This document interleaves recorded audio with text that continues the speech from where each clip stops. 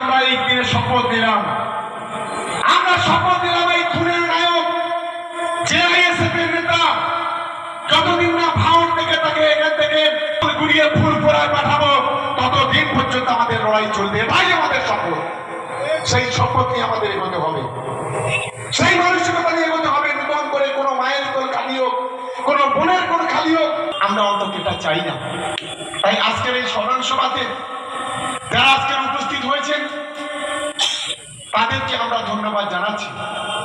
আমি এখন আমাদের আহসান ভাই, আমাদের খয়রুল, আমাদের মমিনুল ভাই, আমাদের আবেদ আলী ভাই, আমাদের কাশিমুল আলিনুর, আমাদেরকে বলবো, আমাদের বাহারুল বলবো গাড়িটা এবং তার হচ্ছে আর্থিক সাহায্য এইটা আমাদের খাদিজার হাতে তুলে দেওয়ার জন্য। খাদিজার সামনে যাও।